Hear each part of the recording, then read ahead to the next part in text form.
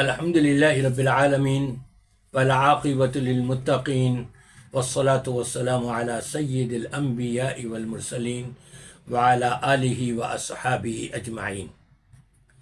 سامعین کرام، دنیاوی زندگی میں انسان عام طور پر جو محبت کرتا ہے وہ دو چیزوں سے،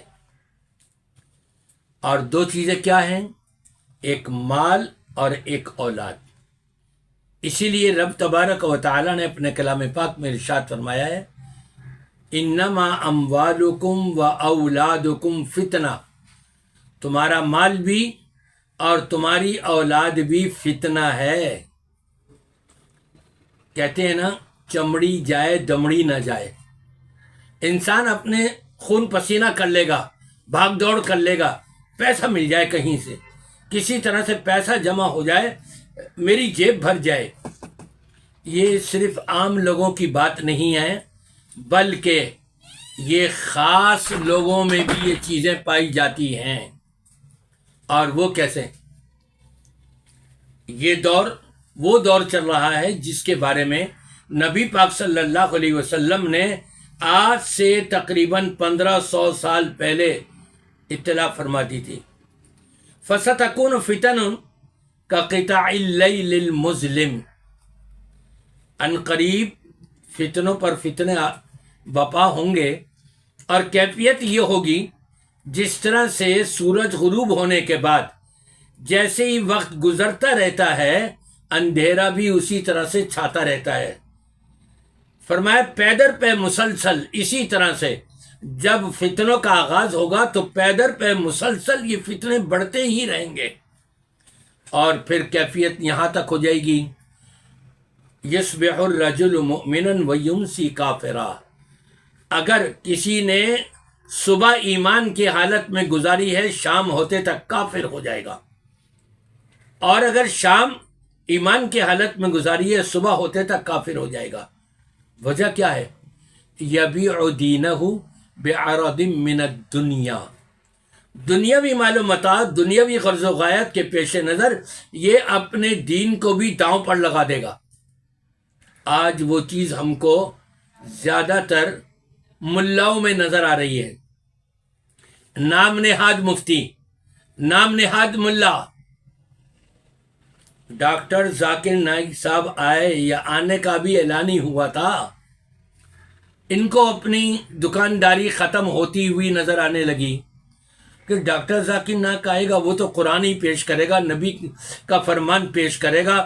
ہم جو اپنے باباؤں کی، ہم جو اپنے مفتیوں کی، ہم جو اپنی فقہوں کی باتیں کرتے ہیں، یہ تو ساری دبتی چلی جائیں گی، ہماری دکانداری ختم ہوگی، ہماری جیبیں خالی ہو جائیں گی، ہمارا گزارا مشکل ہو جائے گا۔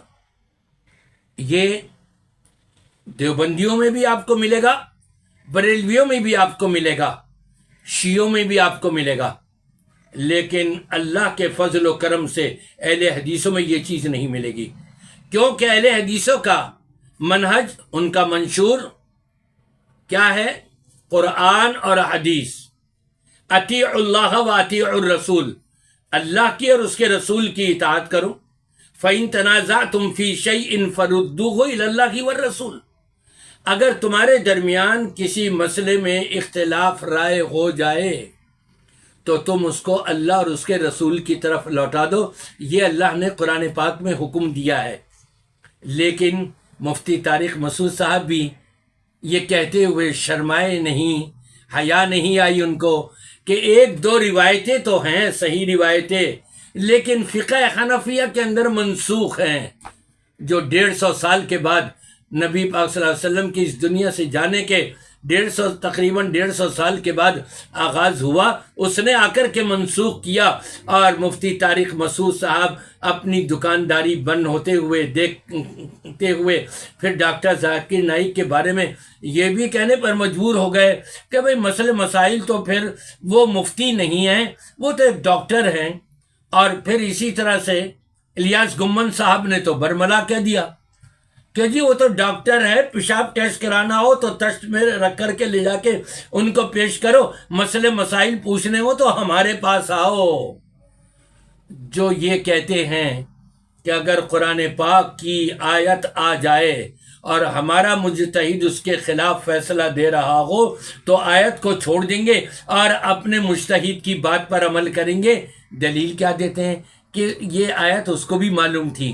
انا للہ و انا الیہ راجعون. انہی لوگوں کی دکانیں بند ہوتی ہوئی نظر آ رہی ہیں. یہ ان لوگوں کو خطرہ ہو گیا کہ ہمارے ماننے والے جو سالہ سال سے ہمارے مرید چلے آ رہے ہیں وہ کہیں ڈاکٹر ذاکر نائک کے بیانات سن کر کے جو قرآن اور حدیث کے اوپر مبنی ہوا کرتے ہیں کہیں وہ اس طرف مائل نہ ہو جائیں. ہماری دکانداری ختم ہو جائے گی, ہماری جیبیں بند ہو جائیں گی اور ہمیں پھر کون پوچھے گا. یہ فتنے کا دور ہے.